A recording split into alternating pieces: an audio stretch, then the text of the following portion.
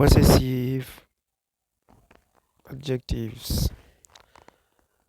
Donc ɗo noon ina jari andude possessive adjective e pular e possessive adjective e anglais wona gotum.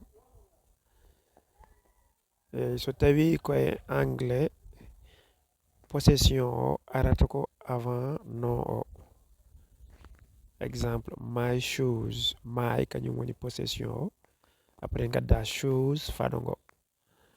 Mais so tawi noon koye pular ko jeeya ko kañum possession o kañum wattinto.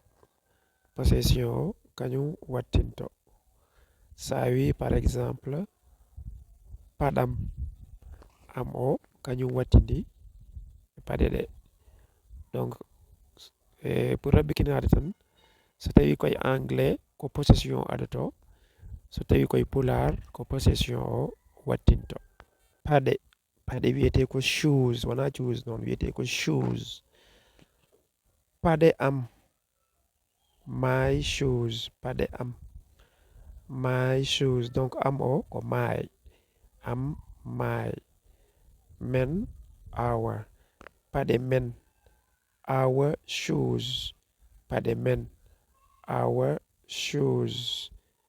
Paɗe amin, our shoes. Paɗe ma, your shoes. So tawi ko goto.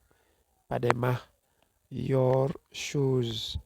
Paɗe mon, your shoes. Tawi ko hewɓe mon. Makko, paɗe makko. Paɗe makko. His, her shoes. Paɗe makko. Paɗe maɓɓe, their shoes. Paɗe maɓɓe, their shoes. Donc possessive adjectives. Possessive adjectives tawi ko singulier o, c'est-à-dire goto. A dañi my, am, your, men.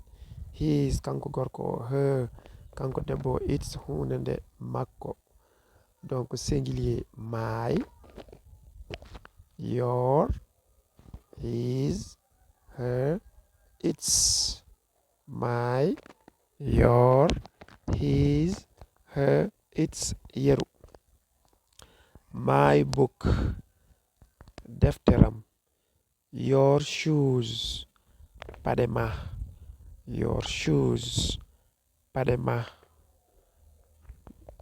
His key, caabi makko. His key, caabi makko. Donc ɗo his o woni possession o makko. Her life, gurdam makko kanko debbo o. Her life, gurdam makko. Her life, gurdam makko. Her life, gurdam makko kanko debbo o. Its leg, koyngal makko. Donc par exemple rawandu walla puccugu walla mbewa ba. Its leg, koyngal makko. Its leg, its woni possession no mbirden ni. Leg woni koyngal. Its leg, koyngal makko.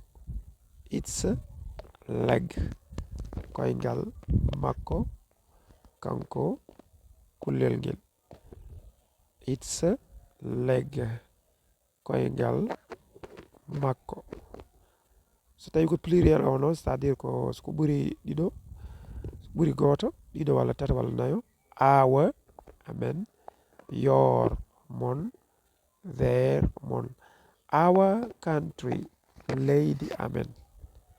Our country, leydi amen. C'est-à-dire comme Sénégal, Mauritanie, France, États-Unis, ɗum woni country. Our komin jeeyi ko. Donc leydi amen, our country. Our country, leydi amen. Our country, leydi amen. Your people, people woni yimɓe. Yimɓe mon. Your people, yimɓe mon. your people, yimɓe mon. Your people, donc people ko yimɓe hewɓe. Your people, yimɓe mon. Their children, ɓiɓɓe maɓɓe. So tawi ko singulier ko child un enfant. Cukalel ko child, pluriel o ko children. Their children, ɓiɓɓe maɓɓe. Their children, ɓiɓɓe maɓɓe. Their children. Donc a child cukalel, children sukaɓe. Their children, sukaɓe maɓɓe, c'est-à-dire ɓiɓɓe maɓɓe kamɓe jibini. Their children, ɓiɓɓe maɓɓe.